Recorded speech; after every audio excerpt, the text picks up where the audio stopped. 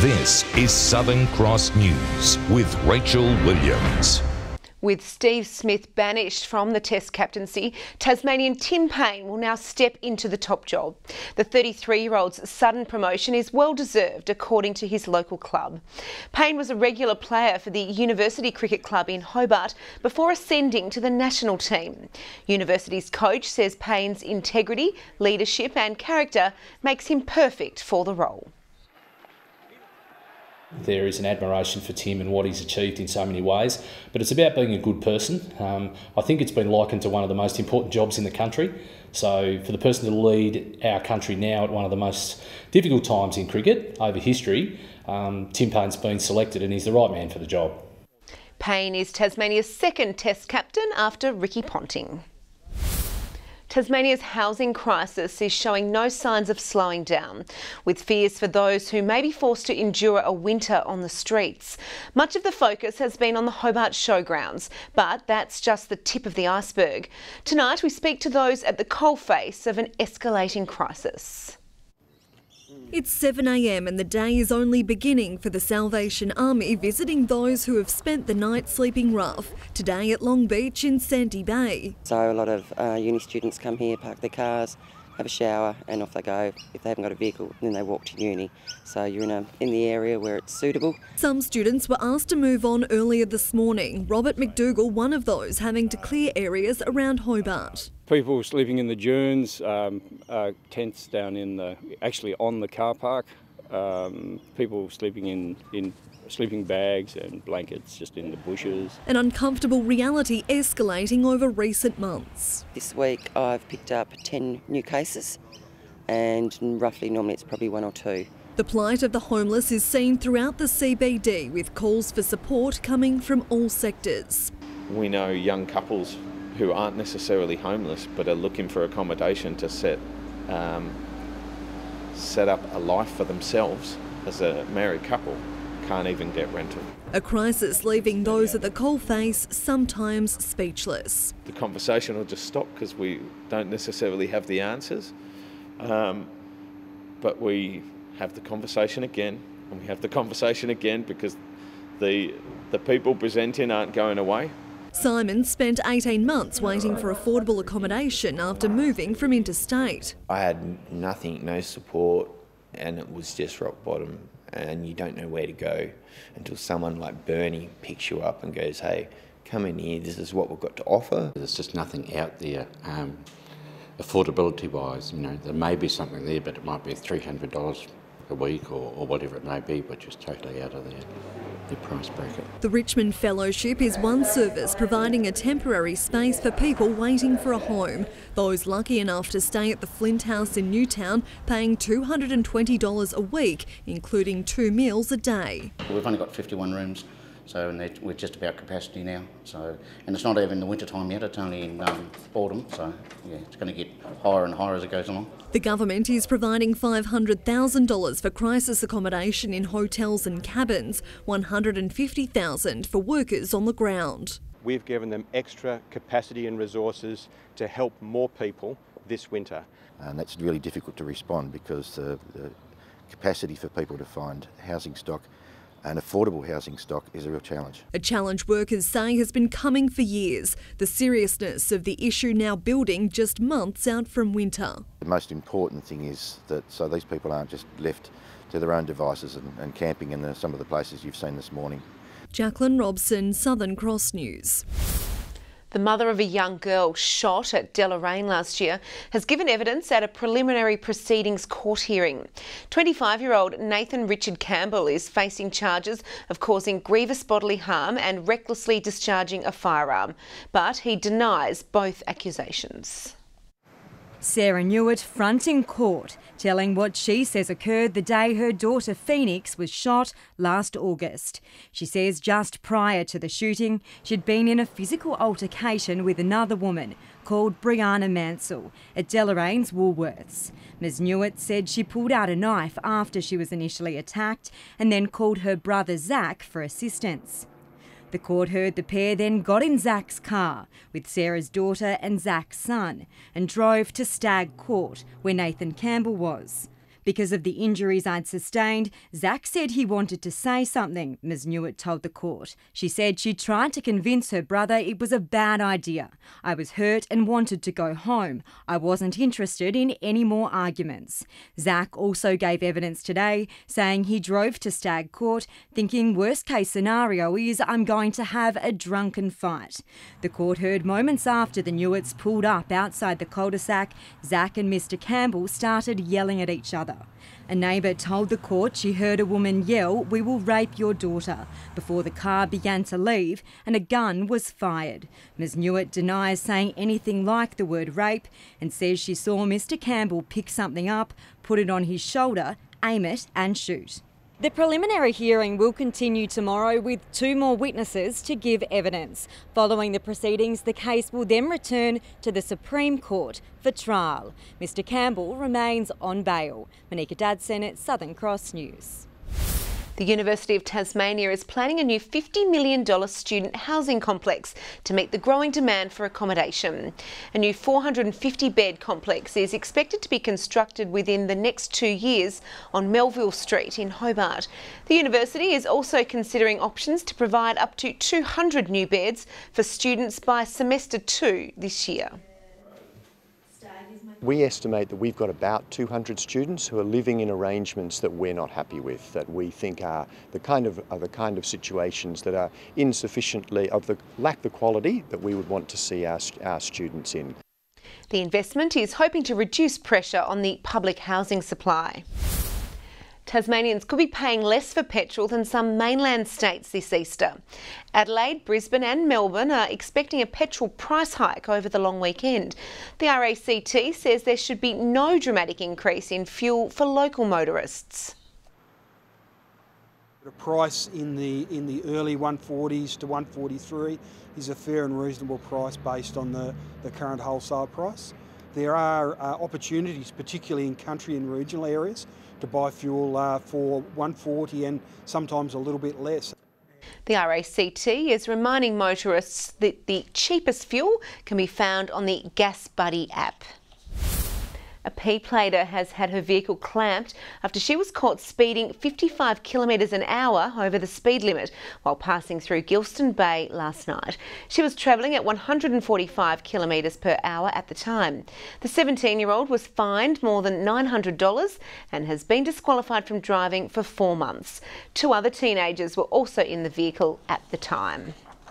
An exciting new exhibition has opened in Salamanca Arts Centre, blending art with digital media. Skypescape is displaying blind contour drawings from artists who met on Skype and drew each other without looking at their paper or lifting their pens. As well as interactive drawing, the show aims to gain a deeper understanding of digital screens. Well, it is a new age for us, and I think that sometimes people feel that digital is impersonal. So we're taking away that myth with this show and bringing people closer together. The exhibition will run until April 26. Terrapin Puppet Theatre is ready to hit the stage with The Riddle of Washpool Gully, a colourful Australian tale of mythology set in the outback. The play toured schools last year around the state, and with exceptional feedback, the skilled puppeteers are ready to put on another show. It's quite a special show, and audiences from kids aged 5 through to 12 have really connected with it. The act will be performed in Hobart and Launceston throughout April.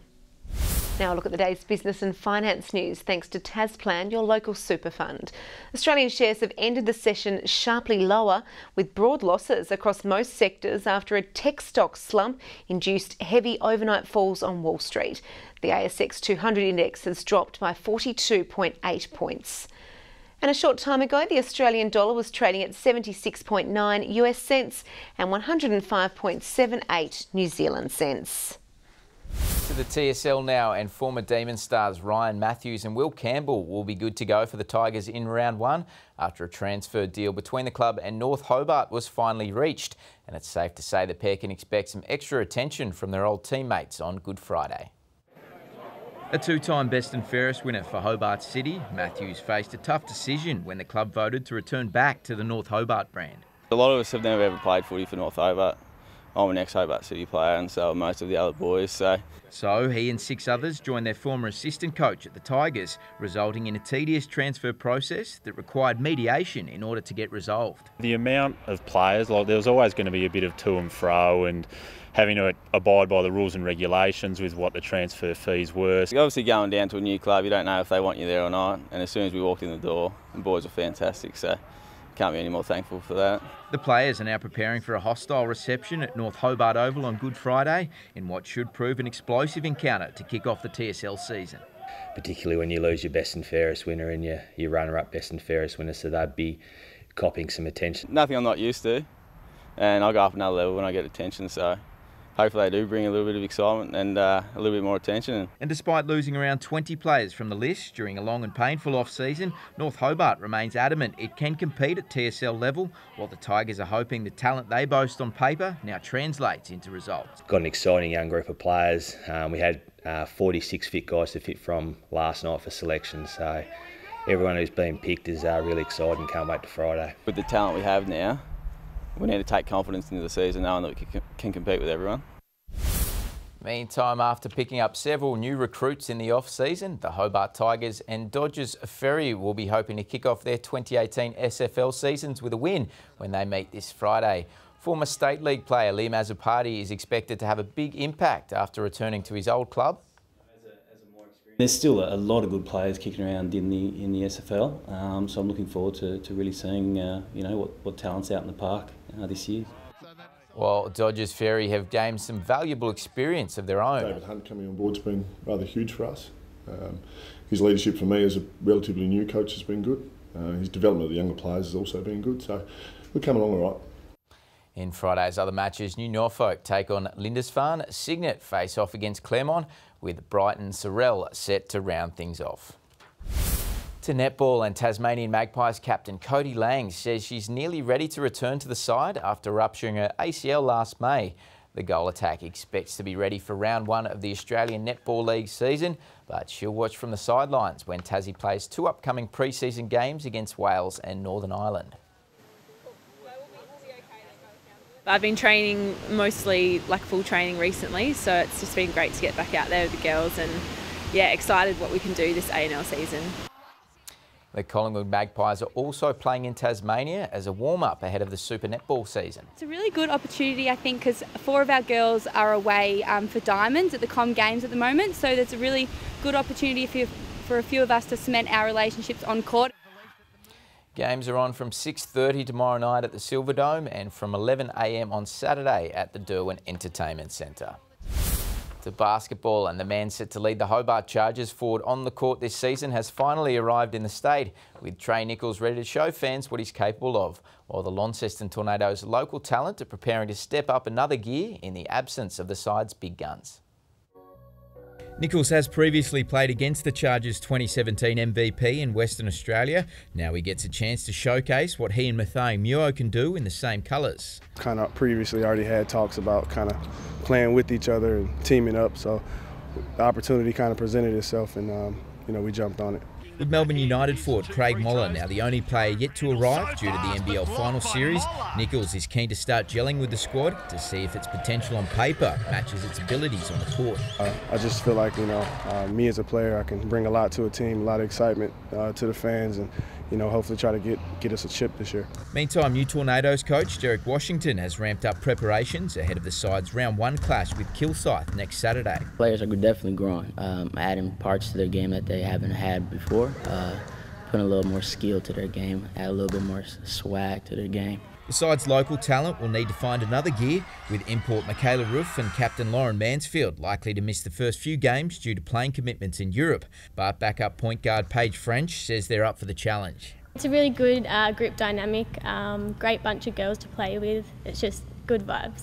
We'll be definitely a team to see. We'll be a team to see.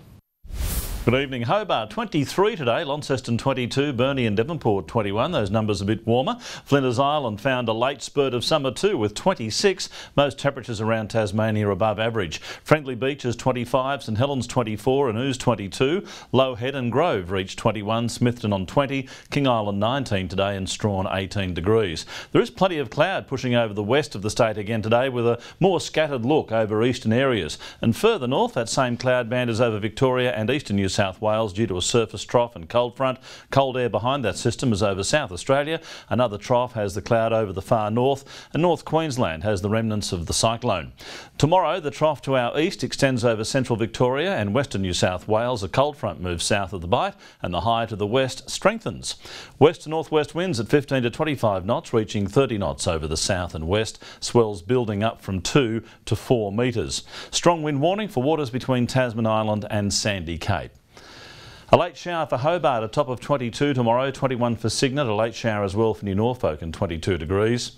Launceston partly cloudy, 21, a top of 20 for Devonport and cloud over Campbelltown and 22 degrees. For Burnie, a shower or two and 20, 19 the top for Strawn with showers increasing. I reckon that 90% chance should be 100% tomorrow for Strawn, and a shower or two for Smithton and 20 degrees. Sunny day for the east, St Helens 22, 23 for Swansea and Fingal. The UV a moderate 5 all over. On Friday, showers contracting to the west and far south in the afternoon before easing. Partly cloudy on Saturday, just a shower for the west and Bass Strait Islands. And on Sunday, the east egg hunts may be a bit soggy. However, the east will miss most of the shower activity.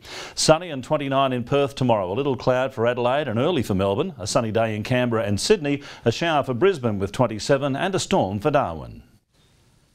And mostly clear in Hobart, 21 right now, and actually clear in Launceston and Devonport, 20 and 19 degrees. Rachel, if I'm in tomorrow night, I'll be bringing you the biggest basket of Easter goodies you've ever seen.